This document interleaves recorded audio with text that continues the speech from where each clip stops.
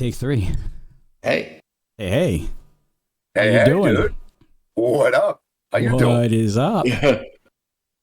How's it going, everybody? Welcome to the first episode back on the airwaves of the Dudes and Belts Wrestling Podcast on Spotify, iTunes, and all your podcasting platform needs.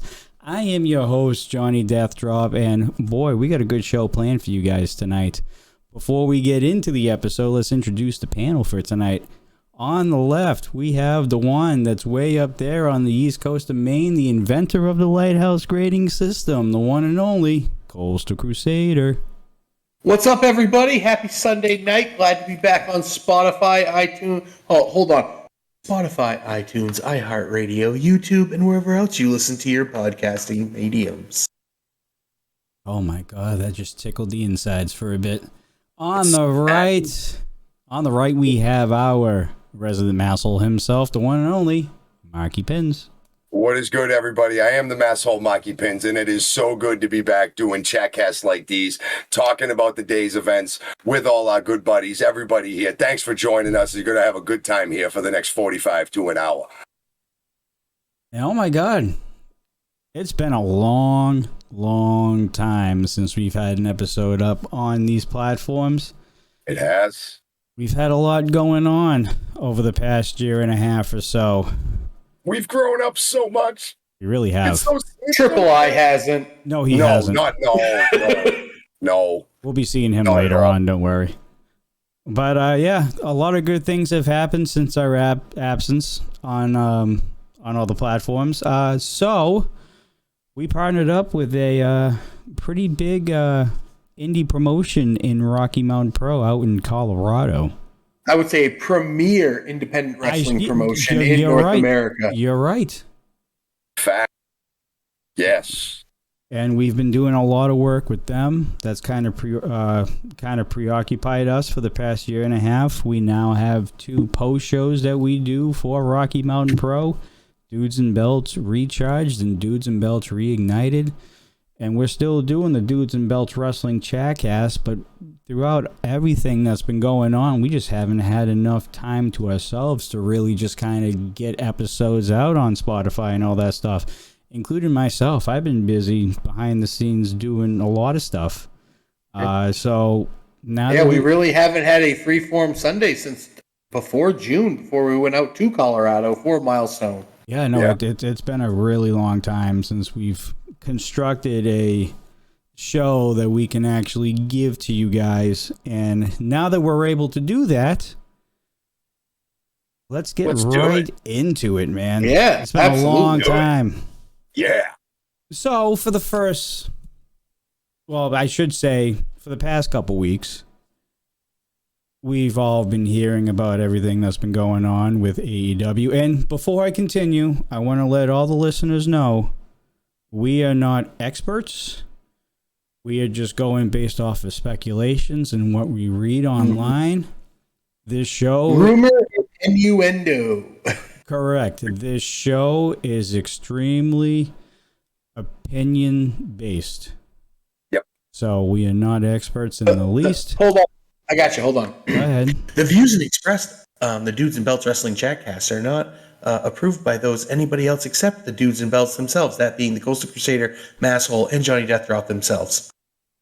Disclaimer. Excellent disclaimer. Well done, sir. Well done. That was actually pretty good. On the fly. Man. All right. So you need to record that audio. Put it at the end of like every show that we do. Like, I need a heads up next time. I need a heads up next time, and I'll shut up. We'll get on and I'll record it a couple times. We'll pick a good one. Yeah, we'll do it off stream. We'll record it and send it. We'll do a good one. Yeah, and I'll just set my mixer up so I can record that whole soundbite. That'd be good, actually. Honestly, yeah. I have certain things I can say for that first one. Oh God, here we go. And for all you listeners, we are recording live on Twitch on our partner channel, Rocky Mountain Pro, twitch.tv/Rocky Mountain Pro. If you guys want to check out our recordings live and check out Dudes and Belts After Hours, we'll talk about that towards the end of the show. Yep. This is where we do it. So, yeah, come on. take a look at the Twitch channel. We're on Rocky Mountain Pro Twitch TV. And if you subscribe, maybe we'll interact with you while we are live recording. It's a good time. It's always a good time. I highly recommend it. Especially what we're about to do after this recording. You just don't know unless you're there. Exactly. You just don't know. All right. You guys have been sitting on this for the past few weeks or so since everything happened. Ever since All Out, it's just been chaos over in AEW. Let's actually finally get your opinions on the situation between AEW, CM Punk, and all the EVPs and all the suspensions that's been handed out over the past few weeks. Yeah, I know. It's been a long time coming. Oh my God. I will start because I am so torn because everybody who knows me knows I am a Punk mark, and I will say that. CM Punk is on my bucket list. I want to watch him wrestle. And this is either the greatest work in professional wrestling history, or it is the largest dumpster fire I have ever seen happen after a pay-per-view in my life. I agree with you. This, I don't think there's any middle ground. Yeah. In this. No. This is either something Tony Khan has cooked up and it's the greatest thing since Eric Bischoff invented the NWO, or this is something that he has no control over anymore and AEW is crumbling in front of our lives. I want to take the point that it is a work and that this was set up. And the reason I say that is at first I thought I bought into it. I'm like, holy crap, this is a shoot. CM Punk's gone off the rails. Like, what is going on? This is a heel turn. No, this is different. Like, there's a fist fight. There's legal things. Then I got thinking. Right around the time Triple H took over, and I know this isn't about WWE, and I'm not trying to make it, but right about the time that Triple H took over WWE, they introduced the Trios tournament and brought back Kenny Omega. Yep. And if you watch that first match that Kenny Omega was in, he was not 100%. No, he wasn't. He may not have even been 80%. He was hurt, but they brought him back early because they needed the ratings boost. And that's why it leaked. And I use air quotes for those of you listening because I don't think leaks are ever leaks. I think they're just strategically placed bits of information that get out. But everyone knew Kenny Omega was coming back that night to be the Bucks' partner. And it was a ratings pull. Kenny Omega's not 100%. And the way I lead into this is a work in the way it is to get CM Punk to get healthy and to go away because he has a lot of heat on him in the locker room right now. He really does. In real life, there's a lot of people that do not care for CM Punk. Eddie Kingston is one of them. He's out front and honest about it. He doesn't like him. He doesn't like Danielson. He doesn't like Claudio. He's very upfront with it. A lot of people feel the same way about Punk. And Punk is a very decisive figure in the locker room. A lot like Shawn Michaels is in any locker room. Or Hulk Hogan. Or any of those big name guys, they really are. Even Triple H himself. If you are a big name in the wrestling industry, there are people that like you and there are people that don't like you. And it's just business. In any business you have, Marky, you know this is a business owner. Yep. There are people in the same business you are in that either like you or don't like you for the things you've done in your business. That is such a fact. Punk is the same way. There are people that like him and don't like him for the way he conducts himself in the wrestling world. Just like there is everybody else. It's a way to get him some heat off him. It's a way to get Kenny Omega healthy with these suspensions. The Bucks are hurt. We all know the Bucks are hurt. They put the Trios titles on them for the pay-per-view grab for the buys because the Bucks were going to win, and everybody knew it. This is a great work that probably came from a shoot. I'm not going to lie. It probably came from some backstage turmoil, and this is a way to separate everybody. The fight was not a shoot, or the fight was not a work. I think the fight was real. I think tempers boiled over, and I do think there were some suspensions handed out because of that. But I think it's a way to work everything together. Tony Khan, I'm not saying has this in hand by any means. He doesn't. It's a jungle over there right now. But I think the proper people like Jericho and JR and Tony Schiavone are stepping in to help him get everything sorted out. And from what we've seen and heard, the last few episodes of TV have been a lot better and they seem a lot more put together. And I think the tempers are flared. and they're calming down now with everyone out of there. So I think we're going to see some stability coming up, and I really do hope with the Arthur Ashe Stadium show coming up this week, and we're going to get a definitive AEW champion. It's either going to be Bryan Danielson or Jon Moxley, which I think is a very intriguing matchup. I love the sound of that match. I do. I just think all of this boiled over where it was because it was in Chicago, and I think Punk just, when he's there, he thinks he's invincible. And that is a downfall of one of my favorite wrestlers of all time, CM Punk, is the man feels he is invincible in certain places, and Chicago is one of those places. But he's hurt. And he's frustrated because he's hurt and he can't wrestle. And he can't carry that title. And this comeback has not been what it was supposed to be. And I know, Marky, I'm sorry, I'm being long-winded. No. It's fine. I take a very similar position to you on this. I think that there was a great story that could have been told out of this. I think that was the original plan. But I think a lot of it went to hell when CM Punk made the comments about Hangman Page. And I think that boiled over in a locker room. And then I think what the story was going to be became the fight backstage, the guys getting suspended. And it still ends up working to where it could be a shooted work or a worked shoot, depending on how you look at it, that there could be still story that comes out of this later. But what this does is this does get the Bucks and Punk and Kenny Omega and these guys some time to be suspended, in those air quotes, maybe yes, maybe no. Like I said, we're not insiders. These are just opinions from people who've been watching this our entire lives. That this would either be the greatest work in wrestling history, or this is the biggest dumpster fire in professional wrestling history. And it really sucks because AEW, yes, they're not what people would say full-on competition to WWE, but they don't have to be. And I hate it when people put that label on them that they suck because it's dumb. It's an alternative. Correct. It feeds a completely different demographic of wrestling fan than WWE does. WWE is the much more traditional looking, traditional storytelling, much more of the traditional sense of what we know. AEW is the much more modern, flashier, high-paced, high-flying. So it's good wrestling for everybody, whatever you dig. And the people that are the WWE fans that hate AEW are like, see, we told you. And AEW's like, no, it's just, it's a dumpster fire online from what seems like a dumpster fire in the back. But I'm not convinced that 100% of this is shoot. Unfortunately, the internet wrestling community in a whole is a dumpster fire 90% of the time. Which is why we can sit here and discuss alternate viewpoints like grown adults, which I think is very, very important.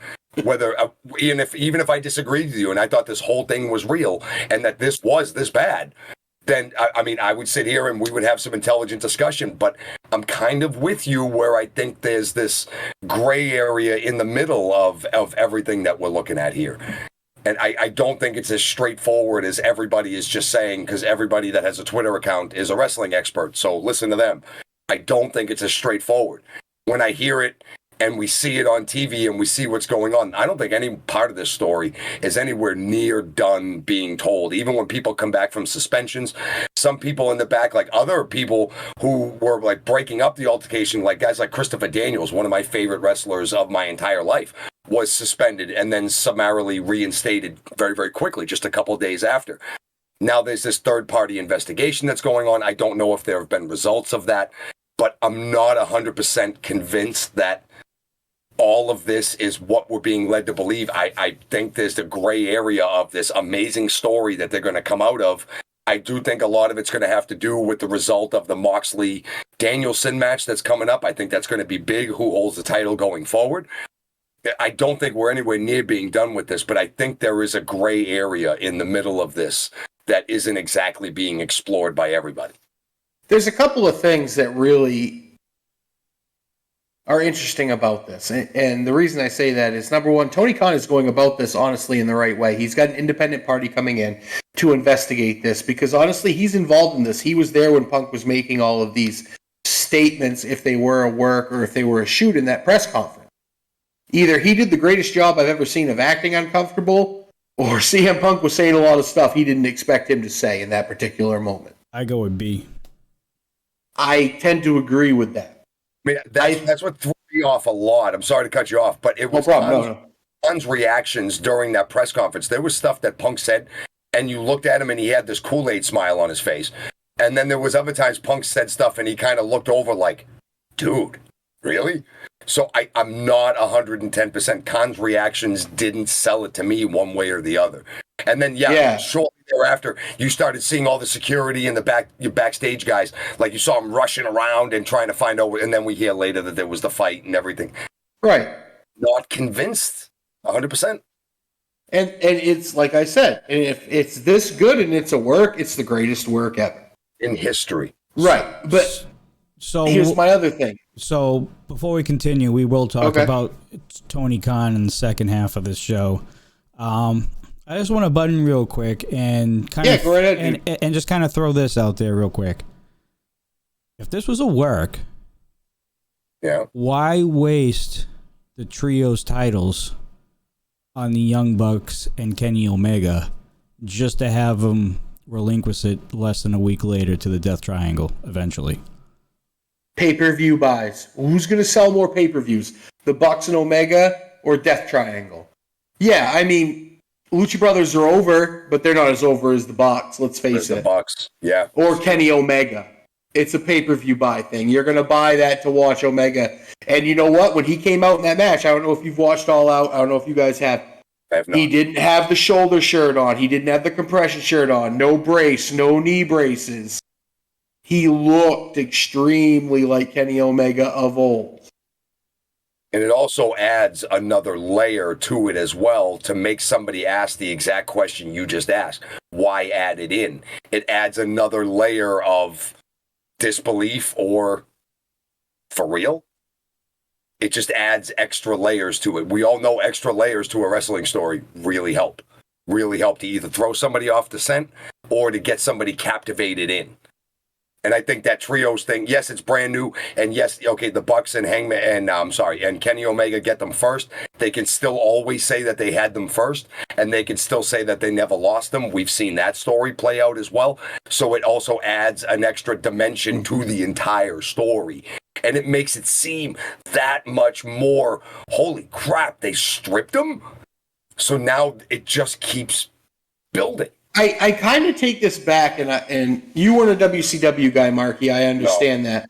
So going back to what I remember, this reminds me a whole lot of the Steiner Brothers and Outsiders storyline from Nitro, where the Steiner Brothers beat them for the titles, but were stripped that Monday night. Bischoff fired the referee. It seems that, but reverse. Like, you don't feel bad for the guys getting stripped. You feel bad for the people stripping them. And at this point, you kind of feel bad for Tony Khan, because if you believe this isn't a work and this is real life, his entire company is falling apart in front of him, and he's doing the best he can to lift it up. Which brings me to my next point is Tony Khan's not stupid. He handled the pandemic surprisingly well for a startup company at that point in time, really is what AEW was. He handled the fact... Better than the Thunderdome. Exactly. He handled... being in James Place there in Jacksonville really, really well. And he did a good job in getting his talent over in a time where there were no fans. He has arguably the greatest tag team division in wrestling. I'm a tag team guy. Everybody knows that. They are head and shoulders above WWE's tag team division. Yes, I know the Usos are amazing. The New Day are great. But you have FTR, Lucha Brothers, all of these great tag teams in AEW. They have a better tag division.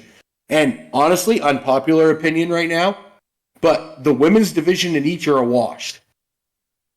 They're just as good on both sides, in my opinion. Mm-hmm. The WWE and the AEW's women's division. AEW's women's division has gotten a lot better over the last calendar year. Yes, it has. So this is why it's really this, and I'm tying it all together here and saying that this is Tony Khan's first giant hurdle. Everyone thought it was the pandemic. No, this is his first giant hurdle. This is a really weird comparison to make, but hear me out. This is Tony Khan's Montreal Screwjob event. How does he recover from this internal turmoil if it is a shoot? If this is all not planned and not a work, this is the equivalent of a Montreal screwjob moment for AEW. You have one of your very high-profile guys very unhappy and unhappy with your other very high-profile guy. But nobody got screwed over, really. Nobody got screwed over, but... Didn't the Bucks get stripped? The Bucks got stripped, Omega got stripped, Punk got stripped. Well, because they were in an altercation, supposedly. It is true. But it's that whole thing where it's so different, right? Okay, right. Listen, we all know kayfabe is pretty much gone in today's wrestling, unfortunately. Ever since social media, yeah. Right, ever since social media. Except for here, this damn is the it. Closest... Except for here. Except for here, damn it. That's right. That's right. No, but hold on. This is the closest we've come to outside people understanding the backstage working publicly of a wrestling company since the Montreal Screwjob, when people were like, "Why did Bret Hart just leave a company?" What? And this is, nobody's left yet, but it's kind of that same thing. It's opening up the backstage politics to the outside world of those interested in wrestling, those who aren't back there. So it's going to be interesting. What I was trying to say is it's interesting to see how Tony Khan is going to handle this. So far, I think he's done a good job of making the programming not reflect it, of just saying this is what we're doing moving forward due to circumstances outside of the ring. I actually do think he's done a good job in damage control, Marky, of handling this situation. I mean, as good as you can do when the whole wrestling world is clamoring over what has just happened. You know, and the other thing that we haven't even spoken of about the timing of all of this is very coincidental with when Triple H taking over WWE, making moves, ratings are going up, attention is going back to WWE, but in a positive way, more than it's been in the last few years. Basically, I'd say 14, 15 months. I think it's longer than that, honestly. I think it goes back to that time Reigns won the Rumble and nobody cared when The Rock was raising his hand. 2015? Really? That long ago? I think that was when I started to tune out. That was the beginning of, okay, they're just going to shove this guy down our throat forever and ever and ever. And see, I was a little later than that, Marky, and I don't mean to interrupt, but I tuned out of WWE when Goldberg beat Bray Wyatt. When Goldberg beat him, I was like, that's it. I'm done. Right, but that's what I mean. Like, it started...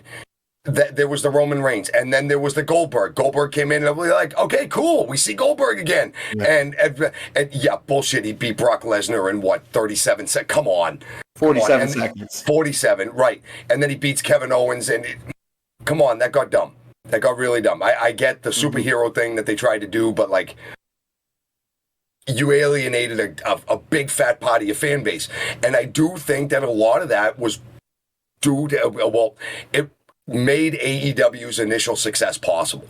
And then AEW did hit a flat line, right? They hit a flat line for a while. They weren't. Unfortunately, that was right around the pandemic is when they hit that flat line. Correct.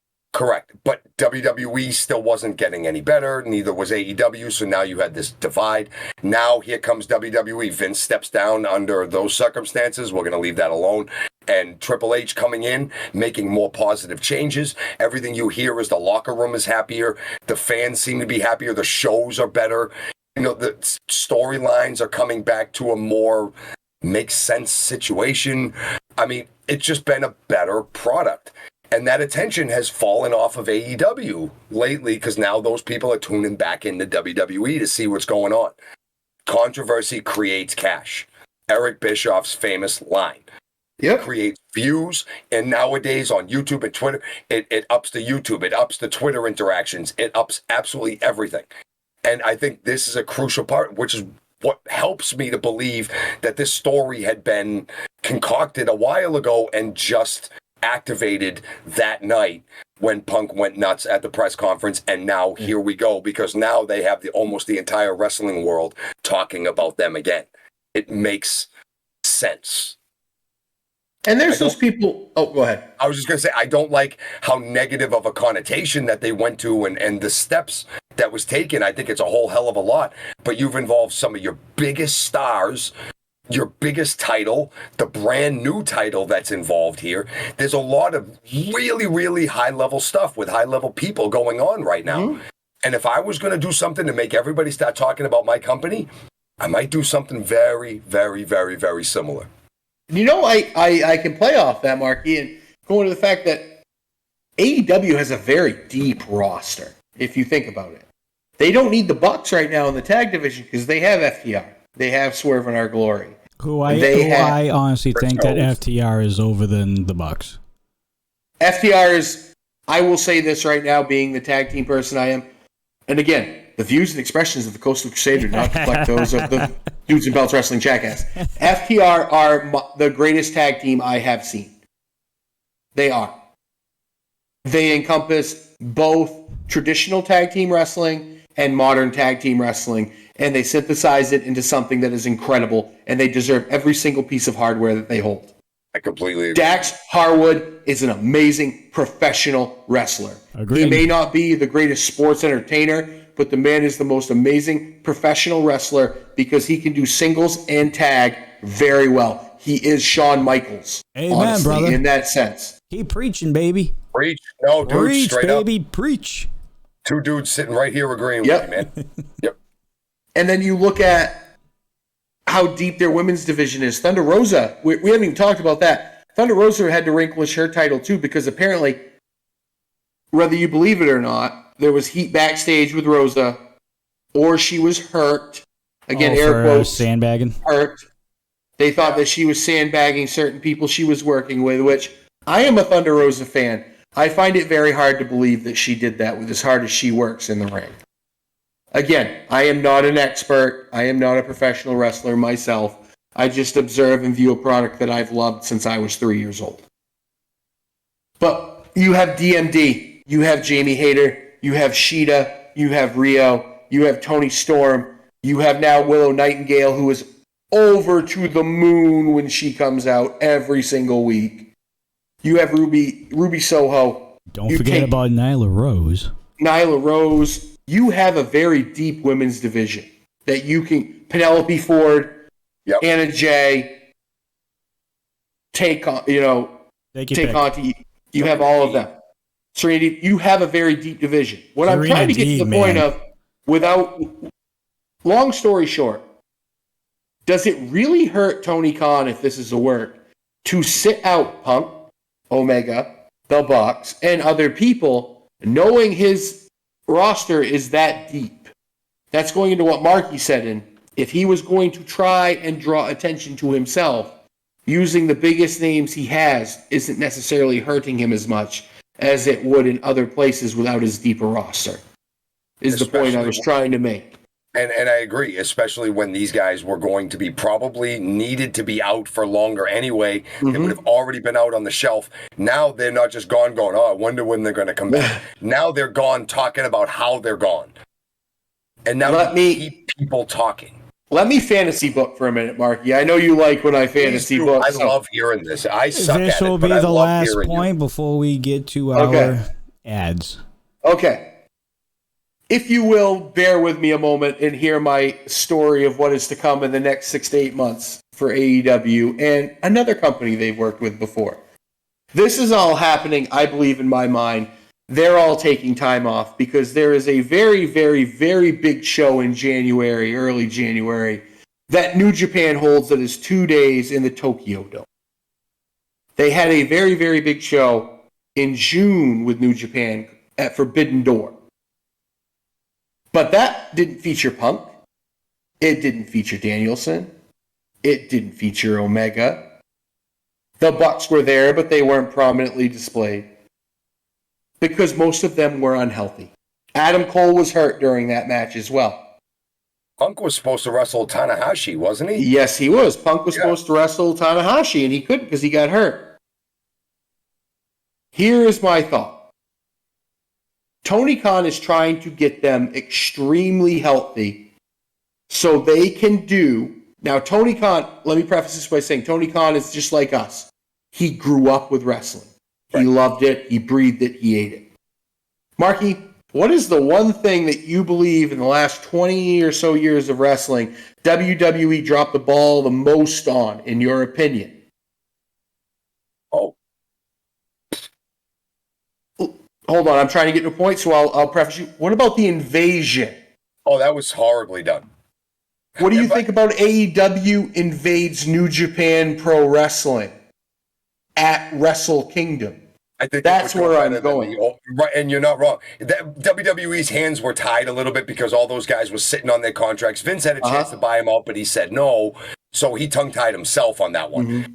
AEW won't have to deal with that. Right. This January. They won't. All they have to do is produce the stars. So, you send Punk over. You get Punk and Omega in Wrestle Kingdom. You don't think that's going to sell out a Tokyo Dome, Punk versus Omega? Are you kidding me? How about Punk and FTR, who we know Punk and FTR are super close, versus Omega and the Bucks for the Trios tag team titles?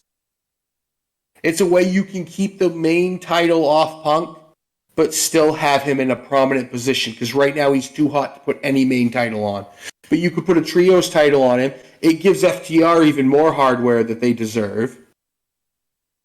So it makes sense with the and Bucks you could and have Omega. that. You got the top tier tag teams against the top tier singles guys. How over are the Bucks and Omega going to be in New Japan when they come out of the Tokyo Dome? It's a way. FTR is going to be cheered because they're FTR. Punk will get booed out of the Tokyo Dome. And it is a way you turn Punk heel. You could even have FTR just not even agree with how Punk does it. If you want to turn Punk heel and put a bunch of heat on him, have him do something at the Tokyo Dome. Because honestly, pro wrestling in Japan is legendary. And if something happens over there, it will eventually trickle over to the United States quickly. Look at the Bullet Club. Look at Omega. Look at how many matches really has Kazuchika Okada had? Or Kazuchika Okada had in America. He's a known name over here. He's one of my favorites. And he has very rarely wrestled in the States. Big things in Japan come over. And I think you could get a whole... I mean, Okada was being cheered in Chicago for that Forbidden Door event. Could you imagine... Picture this. You could do Okada, Punk, Omega, Moxley for the IWGP Heavyweight Championship. Yeah, you could. Yeah, you could. I mean, that's my fantasy booking. I just think, in short, this is all leading to Wrestle Kingdom in January. I'm gonna give you guys a couple points after we start our second half that might get you thinking just a tad. But before we do that, we're gonna mute you guys for a second. Let's have a word from our partnered organization, Rocky Mountain Pro.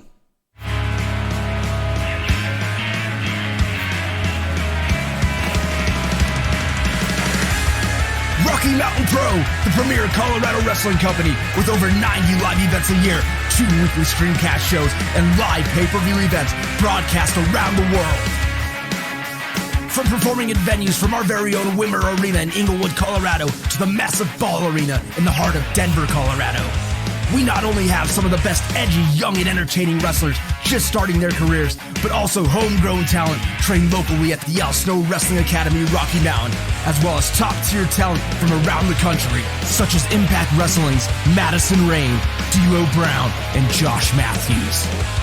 Through our affiliation with Twitch, Rocky Mountain Pro and our performers have become one of the most interactive wrestling companies out there. You can stop by and chat with our commentators during our weekly Twitch exclusive show, or swing into one of our many performers' channels and have fun and great conversations. With 2 weekly shows, including our flagship series Charged, which premieres every Thursday night on YouTube and Twitch.tv, and our Tuesday night Twitch exclusive Ignition, as well as live pay-per-view events, you'll be able to keep up on all the action from Rocky Mountain Pro anywhere you are. We also provide some of the best live entertainment for all ages. From bringing your kids to meet the stars and enjoy live pro wrestling, or grabbing a drink with your friends to watch some hard-hitting action, we have it all. And our focus is not just in the ring, but out of it as well. From Make-A-Wish Foundation to volunteer work, we pride ourselves on giving back to the community in which we operate. So join us in making this the new force in the sports entertainment world. Welcome to Rocky Mountain Pro. Pro Wrestling Elevated. Are you ready to begin your journey into the world of professional wrestling?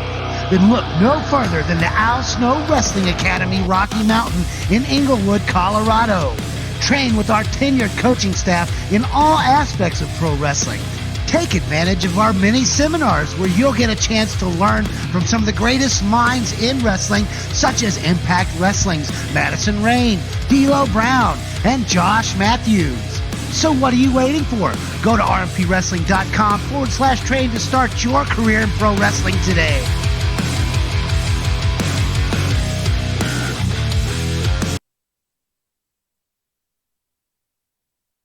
Rocky Mountain Pro charged. Oops, sorry. Rocky Mountain Pro charged every Tuesday night, 9 p.m. Mountain Standard Time, over on twitch.tv/Rocky Mountain Pro. And, of course, on youtube.com/Rocky Mountain Pro. Brand new episode every Tuesday starting at 9 p.m. Mountain Standard Time, or wherever you are around the world. And, of course, Rocky Mountain Pro Ignition, the only live interactive professional wrestling show on Twitch, starts at 6:30 p.m. Mountain Standard Time over here again on twitch.tv/Rocky Mountain Pro. And if you guys want to hear us live on Twitch during our post shows, we have Dudes and Belts Recharge starting at 10 p.m. Mountain Standard Time, and Reignited starting at 10 p.m. Mountain Standard Time as well on Thursdays following those shows. It is the premier independent wrestling product on Twitch, on TV, on the internet. Rocky Mountain Pro restored my faith in independent pro wrestling. As did mine as well. It gave us that passion back, and we've been sitting here now for a long time covering them, and they've been very generous to us, and it has been a hell of a ride. These guys are amazing. Give them a watch. Check them out. Give them a shot. You will not be disappointed.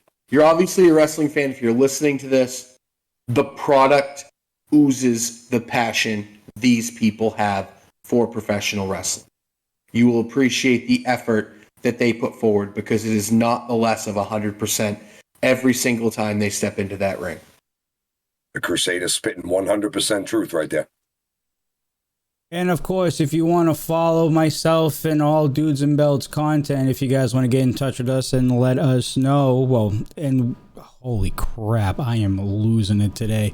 If you guys want to stay in touch with all event changes and schedule changes and all that stuff, make sure you follow my Twitter at Johnny Deathdrop on all social medias, including Twitter, Instagram, and Facebook. And of course, if you want to check out the video format of this show and all other content from the Dudes and Belts, make sure you tune into the Dudes and Belts YouTube page, like and subscribe, and turn on notifications. That way you will never miss a podcast or anything that happens throughout the week of Dudes and Belts content. Oh, yeah. That wasn't that bad for a first time. It's been a while. Oh, it's been a while. No, you nailed it. Yeah. Nailed it. Good. It's good. All right. Going back to the conversation that we were having before. Yes. We're going to give you two parts. Okay. If this is a shoot, is Punk correct on his comments with the EVPs as though they cannot run an Applebee's?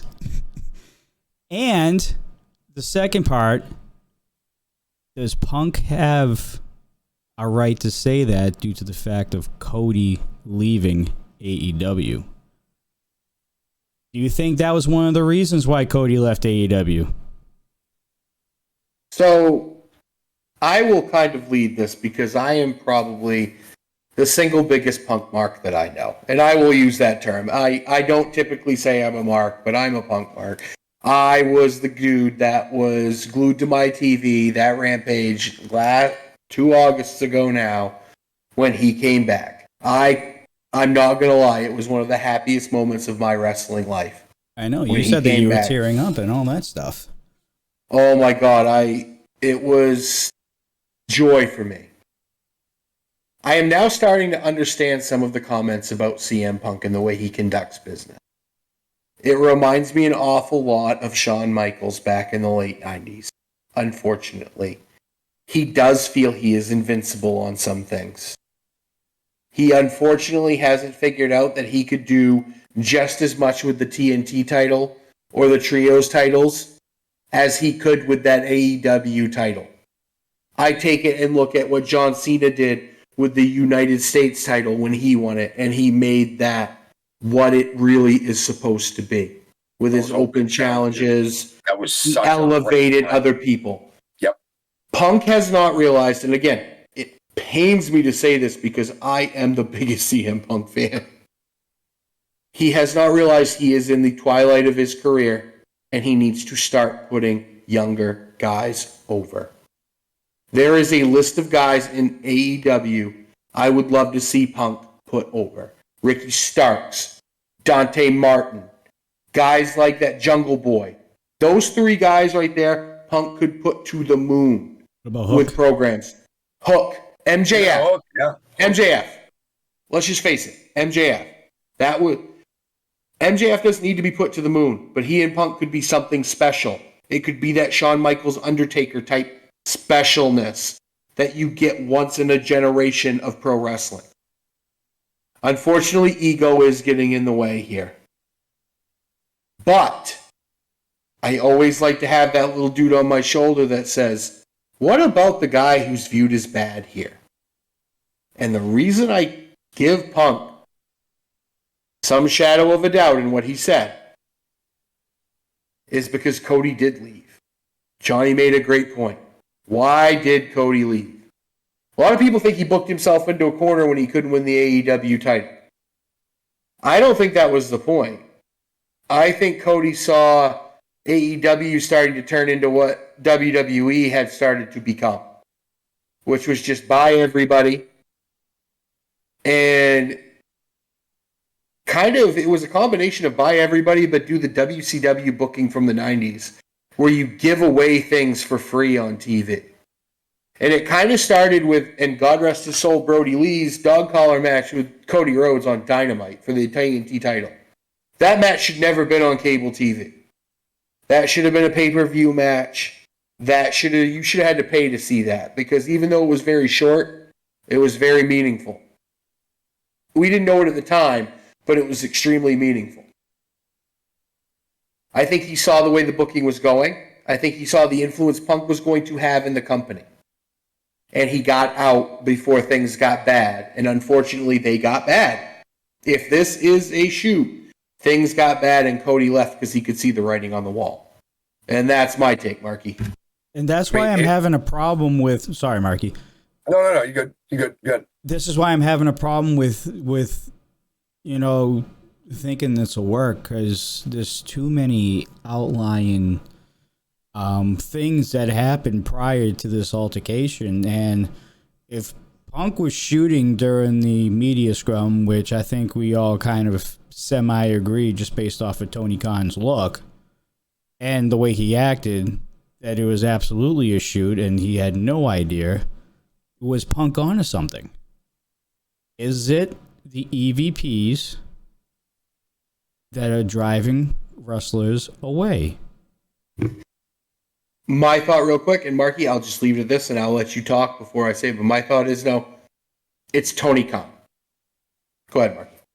I mean, I don't have a huge point to make here about this, but let's just look in the past. We've seen the Bucks be the champs many times. We've seen Omega be the champ. We've seen them be figureheads in so many stories.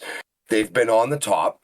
And is that good or bad? I don't know. That's for other people to decide. If you like seeing the Bucks and Omega, then they put themselves out there, or they were written out there. But we've seen a vast majority of content be with the EVPs, as they're called, because they are. About the Cody situation, if it's a shoot, it makes Cody look like a genius. It makes him look like he has a crystal ball and he can see the absolute future of what was happening. I'm not really even sure how to address the Cody situation here. Some could take the position that it was just right place, right time for him to say, I want to go to WWE now. I can't be world champion here. You know, whether it was other people saying it or not, going to WWE and still, you know, working for Vince, he had destroyed Triple H's throne. We saw that. Why would he leave and go there? Why wouldn't he have gone to like Japan or somewhere else? So there's a lot of variables, but if this whole thing was a shoot, Cody looks like a god. If this whole thing has been an absolute work, then this is Cody just going back to the WWE because maybe he felt more comfortable with that structure. But then again, that goes against a lot of things that he had said before that. So the Cody situation is very 50-50 because things on both sides of the aisle of it make a lot of sense. But I refuse to believe one moment that, and just to go back to the Bucks and the EVP thing with Kenny and the guys, I refuse to believe that those guys had no idea about their booking, what they would be doing. I have every belief that they had some measure of creative control to keep themselves in a clever moment and keep themselves on top more than anything. But if you're CM Punk and you win that belt, how can you be complaining about people who are keeping themselves on top when you are literally number one right now? And I know we're not, you know, I know during the recorded part we don't interact with chat that much, but somebody in chat just had an amazing point. Cody did have a front row seat to the death of WCW. Dusty was there when it happened. He saw the poor booking. He saw, and it wasn't all poor booking. I am not that person that says that Vince Russo broed WCW to death. That's not what happened.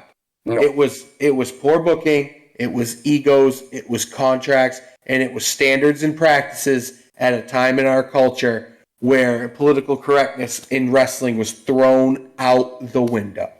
It didn't matter what you did on TV at that time as long as you got ratings. And that is what happened. That is why WCW died, because AOL Time Warner did not believe in a wrestling company. WCW would still be here today if they had the advantages of streaming and the internet at that time. Because they would go on to a Roku channel or something like that, and we would still be seeing WCW today. Eric Bischoff would have bought that. It would have been a much different landscape. But because of standards and practices, that company failed, and we all know what happened. But Cody had a front row view of exactly how it happened. And boy, if it ain't similar to what's going on right now. The politics, the groups, the cliques, dare I say the C word, the cliques. But WWE's going through the same thing, Marky. You said it earlier. USA wants a title on Raw. Yes, they're dictating how a booking is going for a professional wrestling company. All right. So we were kind of surprised here. He is on really early, and I wasn't expecting him to be here for another 15 minutes, but we will introduce him into the conversation as well. Let me just do this real quick.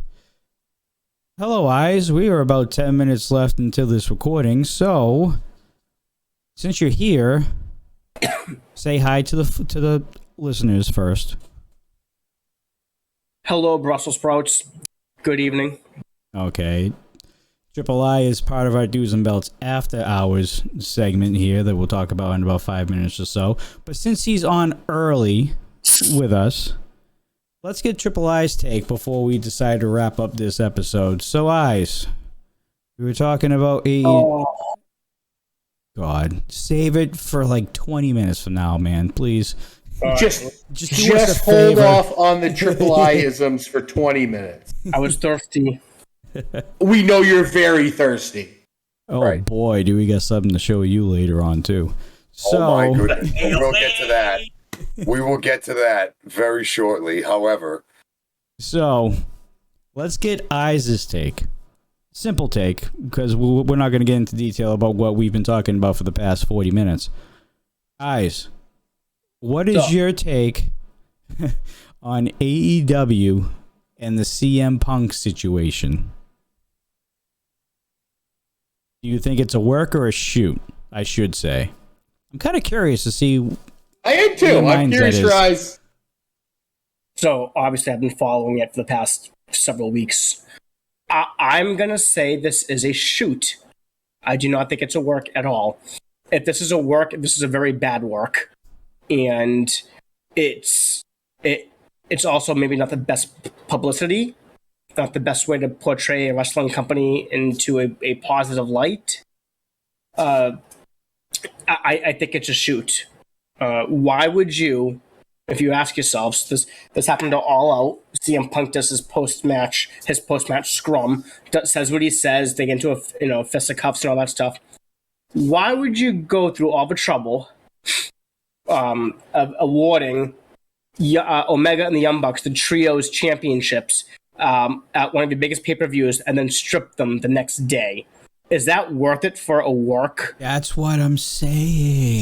Yeah, but Coastal, there's other ways. Go back and listen to the last 50 minutes of what we talked about. We answer all your questions you have right here. He will in a couple minutes. I mean, a couple days, fine. I should say. But I feel like there's not. You just had a 3-month payoff or whatever you want to call it for this with MJF with his work shoot being out of the company for the past 3 months or off the TV for the past 3 months. Why didn't do that? And to go on top of that, what I said with Omega Young Bucks, Omega has been out the past 8 to 9 months. So now you're gonna bring him back and then take him off again for a big angle? No, that doesn't make sense. I'm sorry. He wasn't 100%. Yeah. They brought him back for ratings. Yeah, I don't believe if someone's been off in 8 to 9 months. You've been off that long. You're not going to rush someone back early if you've been out that long already. They've already been out that long. Let them heal up 100% and then come back. You didn't have time with Triple H taking over WWE. Then if that's the case, that tells me that you prefer ratings over a professional human being's health and well-being. Then, in my opinion, and that's wrong. Then that's wrong. That's completely wrong. If you're gonna put money over it, and I think it's a shoot. I don't think it's a work. I do not think so whatsoever. I think it's all a shoot. What's the payoff here? What is it? I just don't think so. Someone in chat mentioned that exact same point. If it's a work, where's the end game? Right. That's my point. And the thing is also, guys, let's. I'm sure you guys, Marky and Coastal and Johnny, you guys talked about this 15 minutes ago. I just talked to you about how Omega was out the past 8-9 months. And then he comes back and then he's out again. I just talked. Point number 2. They just won the Trios championships and then they're going to vacate the next day. No, it doesn't make sense. The third issue is that you already have a lot of star power out. Adam Cole is out right now. Moxley was supposed to be on vacation for 6 weeks. So you're going to have a man cancel his 6-week vacation, to spend time with his family and friends? No, I don't agree with that. Let me be devil's advocate to those points. Again, this is not my theory. I'm just being devil's advocate.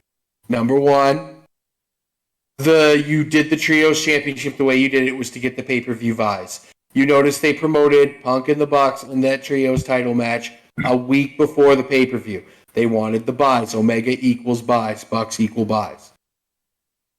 You get Omega to come back that quickly because you can protect him in Trios matches. He's not healthy. You have him give it all you can and all out. He is not 100%. This is plan B. They need to shelf. The Bucks aren't healthy. They need to shelf. Punk's not healthy. He needs to shelf. You have an epidemic of injuries in AEW. Again, being devil's advocate, you again to say you have a very deep roster. You can't tell me Tony Khan doesn't have the money to pay for Jon Moxley's vacation he didn't get to take. He probably wrote Moxley a check and said, "I'm sorry, but we need you. What can I pay you to stay?" I'm just saying, I don't agree with it, but there are ways that could work and make it a work. Yeah, I'm going to do, I got to disagree with, I know you're playing devil's advocate. I got to disagree with that. You're going to risk someone's health and safety for one pay-per-view, let me rephrase that. You're going to risk health and safety for ratings of one pay-per-view? No. Triple I, we're at a crossroads in professional wrestling. Vince McMahon, we know how the Queen just died in England? Well, the King vacated the throne in professional wrestling. Right. This is a crossroads. Tony Khan is seeing Triple H take the ball and he started running, and there was a lot of buzz. He needed something to get the attention back to AEW. Omega coming back was that attention. Yes. But you. This is a marathon, not a sprint. You're in it for the long haul. You're gonna. For the money. When has professional wrestling ever cared about long-term storytelling? It's been a long Honestly. True, but my point is, okay, you come back to compete with Triple H and WWE. Hooray! Yay! We got Bucks and Omega back, and then hey, they're off television again. I mean, Someone asked what the payoff is. Here's my thought, and it may be stupid, but my payoff is New Japan, Wrestle Kingdom, Cody and the Bucks align with New Japan, Punk leads AEW, and you have the invasion angle everybody wanted in 2001 with WWE. Kenny. Kenny. I'm sorry, Kenny. And you have the invasion angle you wanted then, but you have it with New Japan and AEW. That is a rough stretch just to get an invasion angle. I agree, but again, we're in unprecedented times. And that's the only reason I could think. Tony Khan has pushed all his chips in and said, I am all in. I have made the alliances I need. The TNA alliance did not work. That has ended as far as I know. But this New Japan one, he sold a lot of tickets and a lot of pay-per-view buys for Forbidden Door. People are willing to see New Japan and AEW work together. And I think you're going to see it more and more and more. And I think this Wrestle Kingdom coming up, you are going to see an invasion type angle. Again, just my thoughts as a dude in his basement talking about wrestling. So I'm not gonna, I'm not gonna dispute that because who am I to say whether that's gonna happen or not? These are all opinions, dude. No one is right. No one is wrong. Yeah, I'm not a wrestling promoter, so I can't dispute that. But one thing I thought of that you said a few minutes ago, Coastal, you said, or was it you, Marky? One of you said that AEW is a deep roster. Who said that? Coastal said they have a deep roster. If they have a deep roster, then why would you bring Omega back too soon if he's hurt? Besides money. Who sell pay-per-view. I understand that, but if you have a deep roster, depend on your deep roster then. Depend on it. Use it. Book, whether it's to book them better or build them up more or put them in more compelling storylines or whatever the case may be. If you have a deep roster, utilize it. It just doesn't make sense. And listen, I'm not the brightest bulb out there. We all know that. Okay? We know. Yeah, we can all agree on that. Sunday, who's away right now, is agreeing with this right now. Okay, all right. But despite me not being the brightest bulb, sometimes I'm telling you right now, none of this makes sense. None of this makes sense whatsoever. Did anyone ever think Tony Khan is panicking? He could be. That could be it. He takes great pride in putting on a great show for his fans. Absolutely. But common effing sense. I'm not bringing back my top guy after being out 8 to 9 months if he's 100% healthy for money, for pay-per-view buys for one event. That's not worth it to me. And I understand that line of thinking. My counter to that is, and it is Tony Khan panicking. He thought he had it. He thought Vince McMahon stepping down was fine. And then Triple H came back. And then you start hearing the rumbling about how Andrade wants to leave. Yep. How these guys that came over now want to go back. He lost out on Johnny Gargano. He lost out on Karrion Kross. We know this. Those were two guys very sought after by AEW that he didn't sign because they had good relationships with Triple H. He panicked, and he saw that Triple H was going to take the ball and run, and he asked Kenny Omega, can you give me 3 matches in trios? And Kenny said, probably in a pay-per-view. And then I need to get healthy again. Okay, fair enough. If that's Tony Khan's line of thinking, fair enough. But that tells me you don't have enough trust in your deep roster. That's what that tells me. And maybe he doesn't. And I get it. At the time, MJF was out. Adam Cole is still out. Will Ospreay is temporary. Jeff Hardy. Will Ospreay unfortunately hates Kenny Omega with a passion. In real life, yes. Yeah. Yeah. And he's one of the most talented individuals on planet frickin' Earth. Another story from the day. But Jeff Hardy's out right now. Brian Danielson's not going to wrestle every single week. So you could only have that. You can only do so much with what you got. So that's why they need to push other stars and get them over and do this and do that. We always talked about the 4 pillars of AEW when they started. It was MJF, Darby Allin, Jungle Boy, and Sammy Guevara. Yeah. I think we're trying to build towards new pillars, guys, in AEW. And I think those new pillars are going to be Hook and Ricky Starks and a couple other guys. And I think they're trying to find who is going to take that ball and run. Can I give you 2 more individuals? Absolutely. Go right ahead, dude. That's really getting over with the crowd, and that's an instant pop once the music comes on. The Acclaimed. Absolutely.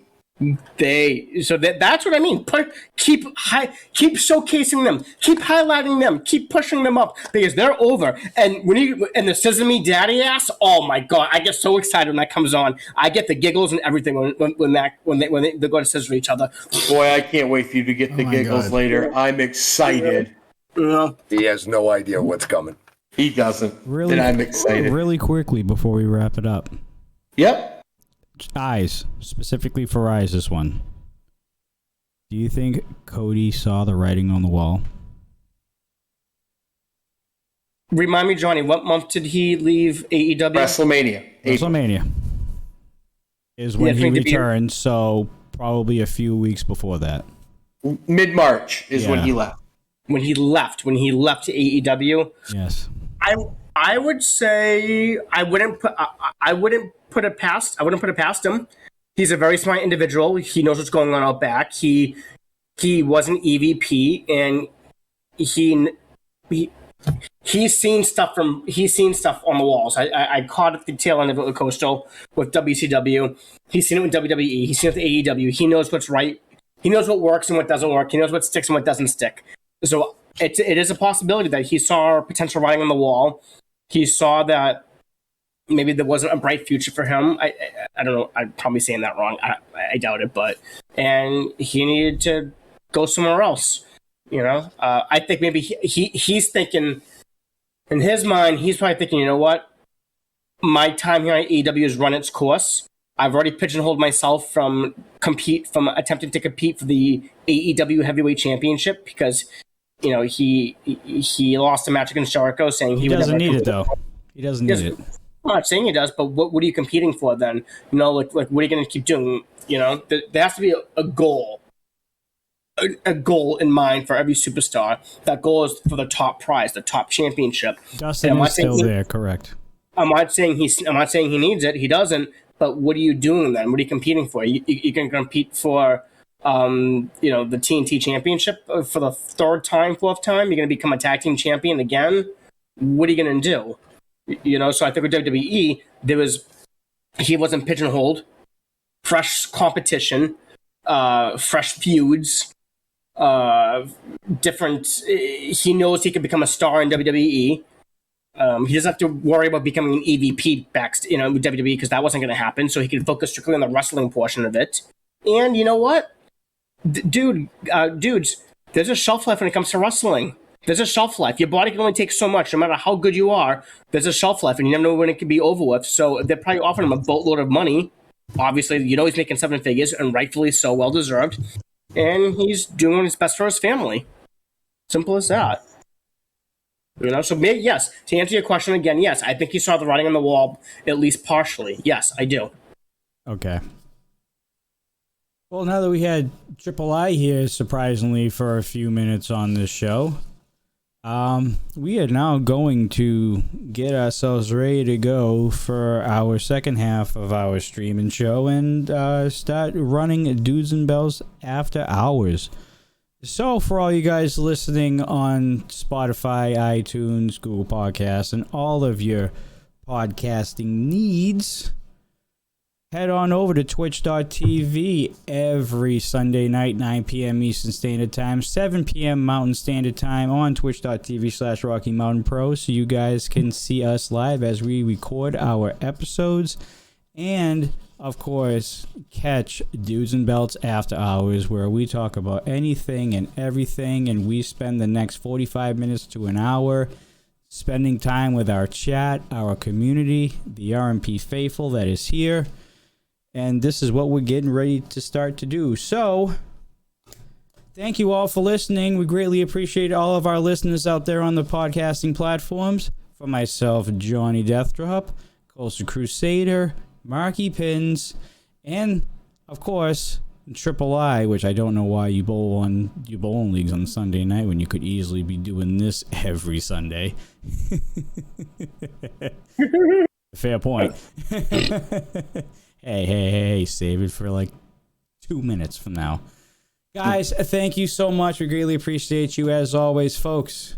Stay safe, stay classy, and we'll see you on the next one. Take care, folks.